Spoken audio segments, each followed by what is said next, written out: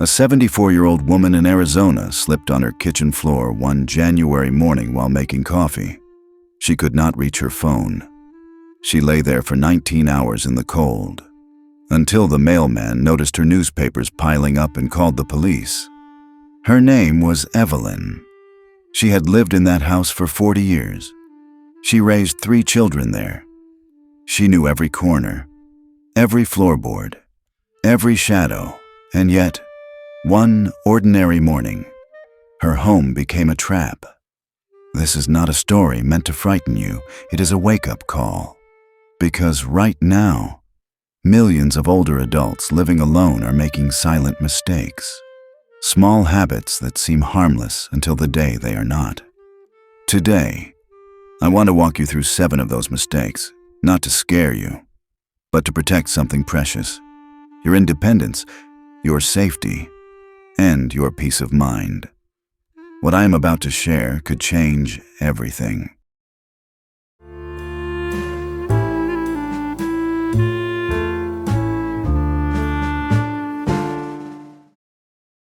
Mistake number 1. Letting days pass without anyone knowing you are okay. When you live with other people, if something goes wrong, someone notices immediately. A spouse hears you fall. A roommate sees that you are not feeling well. But when you live alone, you can be in serious trouble for hours, even days, and no one knows. I know a man named Harold who answers the phone every morning at exactly 7:15. His daughter calls. They do not talk about anything important, just the weather. Maybe what he had for dinner. The call lasts 2 minutes, sometimes 3. She used to think it was unnecessary. Why call every single day when there's nothing to say? Then Harold told her about his friend Walter. Walter lived alone, too, just a few miles away. They had coffee together every Thursday for 11 years. One Thursday, Walter did not show up. Harold figured he was tired, maybe had a doctor's appointment. He did not think much of it. 2 days later, the police found Walter on his kitchen floor. He had been there since Wednesday night. Harold does not often talk about Walter, but every morning at 7:15, his phone rings, and every morning, he answers. That call is not about conversation. It is about making sure that if something happens, someone will know before 2 days pass. Human contact is not just about safety. It is also about your mind, your emotions, your sense of belonging in this world. Isolation creeps up slowly. You skip the weekly card game because you are tired. You stop chatting with a neighbor because it feels like too much effort. You realize one day that you have not had a real conversation in over a week. And somehow that starts to feel normal. But it is not normal. And it is not healthy. Our brains need connection the way our bodies need food. Without it, depression finds its way in. Cognitive decline accelerates. The world becomes smaller and quieter. And not in a peaceful way. Make it a rule for yourself. Never let more than 2 days pass without meaningful contact with another human being. Whether it is a phone call, a video chat, or a conversation over the fence with your neighbor. Make sure someone in your life expects to hear from you, because when they expect to hear from you, they will notice when they do not. Mistake number 2. Ignoring the small hazards hiding in your home. When you live alone, there is no one to catch you if you stumble, no one to help you up if you fall, no one to call for help if you cannot reach the phone.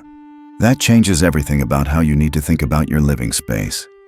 Most people have heard the basics. Remove the throw rugs, install grab bars, keep the hallways clear. But what they do not tell you is that safety is not a checklist. It is a mindset. It is about constantly looking at your home through the lens of one simple question. What if? What if I needed to get to the bathroom quickly in the middle of the night? Is the path clear? Is there enough light to see where I'm going? What if I lost my balance while reaching for something on a high shelf? Is there anything nearby to grab onto?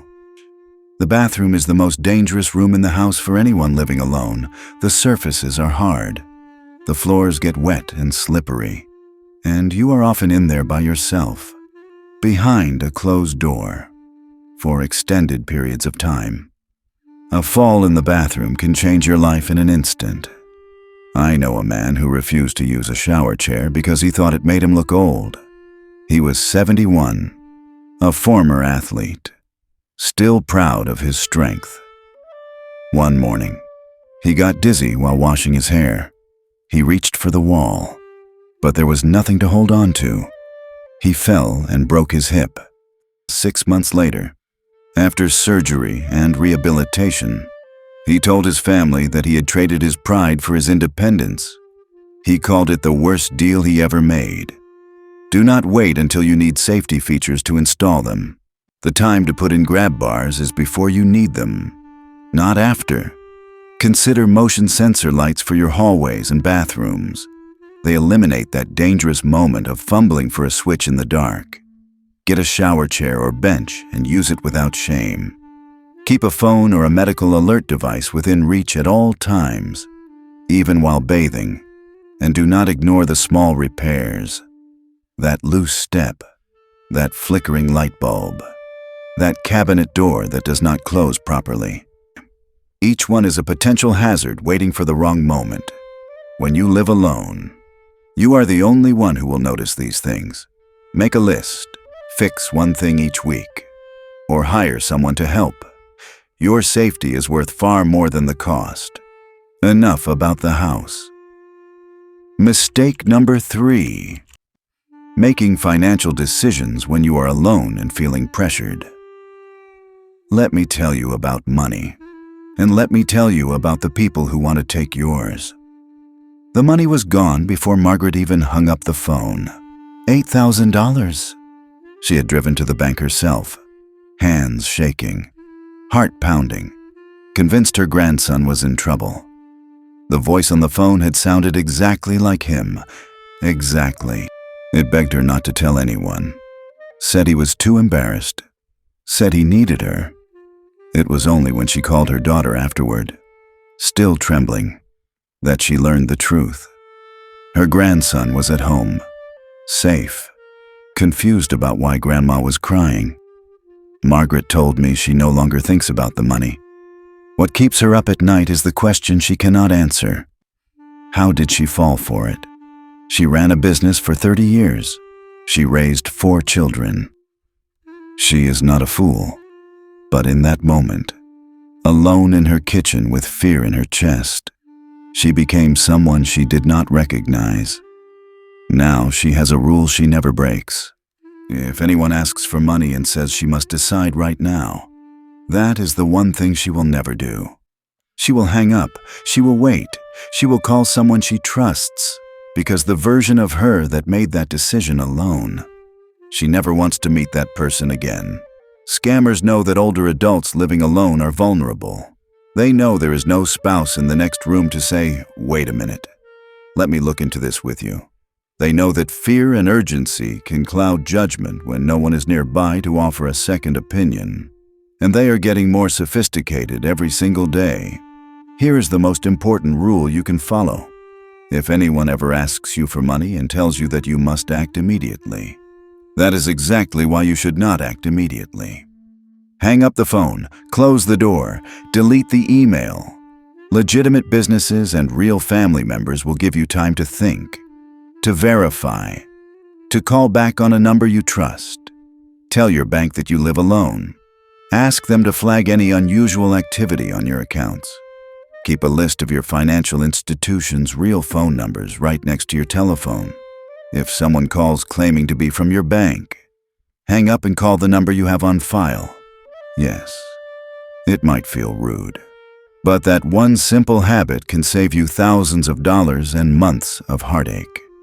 If you find this helpful, take a moment to type the number 3 in the comments below. It lets me know you are here and helps others find this video. 2. And if you know someone who lives alone, consider sharing this with them. Sometimes, The right reminder at the right time can protect everything a person has worked their whole life to build. Mistake number 4. Neglecting your nutrition because it is just you. When you live with other people, meals are events. There is a reason to cook something properly. There is someone to sit down with, someone to share the food and the conversation. But when you are alone, it is easy to think, why bother making a real meal just for myself? You start skipping breakfast because you are not that hungry in the morning. Lunch becomes a bowl of cereal or a few crackers with cheese. Dinner is whatever requires the least effort. Before you know it, you are not getting the nutrition your body needs. And you start feeling more tired, more weak, more vulnerable to illness. And you might not even connect those feelings to what you are eating or not eating. I spoke with a retired school teacher who lives alone in Michigan. She did not realize she had lost 15 pounds over 6 months. She just thought she was feeling tired because of her age. It was not until her daughter came to visit and noticed how loose her clothes had become that she understood what was happening. She had stopped cooking real meals. She had stopped eating regularly, and her body was paying the price. Malnutrition does not only happen to people who cannot afford food. It happens to people who lose interest in preparing it. It happens when there is no one to share a meal with, when cooking for one feels like too much trouble, and when eating becomes just another task rather than a moment of nourishment and care. I wonder sometimes if this is the hardest part of living alone, not the safety, not the logistics, but the slow forgetting of how to take care of yourself when no one is watching. Do you ever feel that way? Like the person you are when someone is there different from the person you become when you are alone? I do not have an answer. I am just asking. You have spent your whole life taking care of others. Now is the time to take care of yourself with the same devotion. If cooking every day feels overwhelming, try preparing meals once or twice a week and portioning them into containers. Monday's dinner becomes Wednesday's lunch. Treat yourself the way you would treat someone you love, because you deserve that same care. Keep easy. Nutritious options on hand: Greek yogurt, pre-cut vegetables, rotisserie chicken from the grocery store, canned soup with vegetables and protein, frozen meals that actually contain real food. The method does not matter. What matters is that you are eating real meals, regularly, with enough variety to keep your body strong. Make it a rule. Never go to bed without having eaten at least 2 proper meals that day. And if you notice you are losing weight without trying, or if you simply do not feel hungry anymore, tell your doctor. Changes in appetite can be signals that something else is going on. Mistake number 5. Putting off medical care or hiding health problems from loved ones. The last section was about feeding yourself. This one is different. This is about what happens when something goes wrong inside your body, and whether you will admit it to anyone, including yourself. Eating well is something you do every day, a quiet act of self-care that no one else needs to know about. But dealing with an illness requires reaching out. It requires admitting you need help. And for many people living alone, that admission is the hardest part. When you live alone, you are the only set of eyes watching for warning signs. There is no partner to notice that you seem more tired than usual. No one to hear you wince when you stand up. No one to insist that you call the doctor when something does not seem right. So it becomes easy to minimize things. You tell yourself it is probably nothing. You convince yourself it will get better on its own. You do not want to bother anyone for a ride to the clinic. And underneath it all, there is often a deeper fear. You do not want your children to worry. You do not want them to think you cannot manage on your own. You do not want to give anyone a reason to suggest that maybe you should not be living independently anymore. I need to say something here that I do not usually talk about. When I was 69, I noticed a numbness in my left hand that came and went. I told myself it was nothing. I told myself I had slept on it wrong. I told myself a dozen different stories because the truth was too frightening to face. It took me 4 months to see a doctor. 4 months. And I am someone who should know better. I have spent years learning about these things, but knowing and doing are not the same, especially when you live alone, especially when there is no one at breakfast asking why you keep rubbing your hand. I was lucky. It turned out to be a pinched nerve, treatable, manageable, but those 4 months of pretending everything was fine, I cannot get them back, and I cannot stop wondering what would have happened if it had been something worse. Regular checkups with your doctor are not optional when you live alone. They are your safety net. Even when you feel fine, those appointments give a professional the chance to catch things you might miss. Stay on top of your medications. Use a pill organizer. Set alarms on your phone. Keep a list of every medication you take, including the dosages, in your wallet and on your refrigerator. If paramedics ever need to come to your home, that list could save your life. Yom. And please, have a plan for when you get sick. Think about it now. While you are healthy, who will check on you? Who can bring you groceries or medicine? Who can take you to urgent care if you need it? Figure this out before you are lying in bed with a fever, too weak to think clearly. Do not hide your health from the people who love you. They need to know what is going on so they can help you get the care you need. Keeping secrets about your health is not protecting your independence. It is putting it at risk. If this video resonates with you, I would be grateful if you could subscribe to this channel and turn on notifications. Your support allows us to keep creating content that matters. Mistake number 6. Having no clear plan for emergencies. When you live with someone else, there is always another person who might remember where the flashlight is stored. Someone who knows how to shut off the water if a pipe bursts. Someone who can call for help if you cannot. But when you live alone, you are the only one responsible for being prepared. And that requires thinking ahead in ways you might not have considered. Power outages happen, fires happen, severe weather happens, medical emergencies happen. The question is not whether something unexpected will ever occur. The question is whether you will be ready when it does. Start with the basics. Keep a list of emergency contacts somewhere visible in your home, not just saved in your phone. Phones die, batteries drain. If the power goes out and your phone is dead, you need to be able to find important numbers without it. Put the list on your refrigerator where anyone, including paramedics, can see it. Include your doctor, your closest family members, a trusted neighbor, and local emergency services. Make sure someone who does not live with you has a key to your home. This should be a person you trust completely. Someone who lives close enough to get there quickly if needed. If emergency responders need to reach you, or if a family member needs to check on you, they need a way to get inside. Gather your emergency supplies and keep them in one place. Flashlights with fresh batteries, a battery-powered radio, bottled water, non-perishable food that does not require cooking, a basic first aid kit, any medications you take regularly, with a few extra days' supply if possible, copies of your important documents, your insurance cards, your identification, your medication list, all in a waterproof folder. And think through the scenarios before they happen. If there were a fire in your home at 3 in the morning, could you get out safely? Is the path from your bedroom to an exit clear of furniture and clutter? Do you keep shoes and a flashlight beside your bed? Do you have a plan? And does someone else know what that plan is?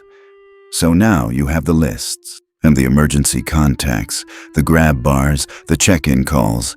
You have done everything right. And still, none of it matters if you make this last mistake, because this one is not about what you do.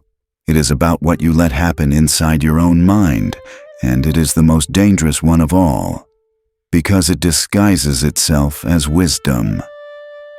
Mistake number 7. Letting quiet fear shrink your world. There is a difference between being cautious and being controlled by fear. One keeps you safe. The other slowly takes away everything that makes life worth living. Many people who live alone begin to shrink their worlds without even realizing it. A fall in the grocery store leads to avoiding shopping trips. A confusing phone call leads to not answering the phone at all. A moment of dizziness leads to staying inside, day after day, until the walls of home become the walls of a prison built by worry. There was a woman I heard about, whom I will call Dorothy, who stopped leaving her house after a fall. It was not a serious fall. She slipped in a grocery store, bruising her hip and her pride. Nothing broken, but something changed in her after that day. First, she stopped going to that store, then she stopped going to any store, then she stopped walking around her neighborhood. The same streets she had walked for 30 years. Her daughter would call and ask how she was doing, and Dorothy would say, "Fine. Everything is fine. I just prefer to stay home these days." Within a year, her legs were weaker than they had ever been. Her balance was worse. The thing she feared most, falling again, had become more likely because she had stopped moving. Fear had done what the fall could not. I do not know how Dorothy's story ends. The last I heard, her daughter was trying to convince her to see a physical therapist. Maybe she went. Maybe she did not. But I think about her sometimes. About how the walls of her house became the walls of a prison she built for herself. One frightened decision at a time. Fear dressed as caution is still fear. And fear is a thief that takes your life one small decision at a time. There is wisdom in being careful. There is no wisdom in letting fear make your decisions for you. Living safely does not mean stopping living. It means finding ways to keep doing the things you love, with the right support, the right precautions, and the right people beside you when you need them. If you notice that your world is getting smaller, if you find yourself saying no to things you used to enjoy, if fear is becoming the loudest voice in your head, please recognize that for what it is. It is not protection. It is a thief, and you have the power to take back what it has stolen. Final thought. Do you remember Evelyn, the woman from Arizona who fell in her kitchen and lay there for 19 hours? She survived. She recovered. And the first thing she did when she came home from the hospital was call her daughter and say something she had never said before. She said, "I need you to check on me every day. I need to know that if something happens, someone will come." Her daughter cried, not because she was sad, but because her mother had finally asked for help. After 40 years of doing everything alone, Evelyn admitted that independence does not mean isolation. It means knowing when to reach out. That is what I want you to take from today. Not fear, not a list of things to worry about. Just this: you are allowed to ask for help. You are allowed to make your life safer without giving up your freedom. The two are not enemies. They never were. Here's something I have learned after all these years. Independence is not doing everything alone. Independence is having the courage to build a life where you can still be yourself, even when you need a little help. The strongest people I know are not the ones who refuse to lean on anyone. They are the ones who know exactly who to call when the floor gives way beneath them. I have one small request before you go. In the comments, just type a number, 1 through 7, whichever mistake hit closest to home for you. You do not have to explain. You do not have to share your story. Just a number, that is enough. And if you know someone who lives alone, someone you care about, maybe send them this video. You do not have to say anything, just send it. Sometimes, the things we cannot say out loud, we can share in other ways. Thank you for being here with me today. Take care of yourself. You are worth it.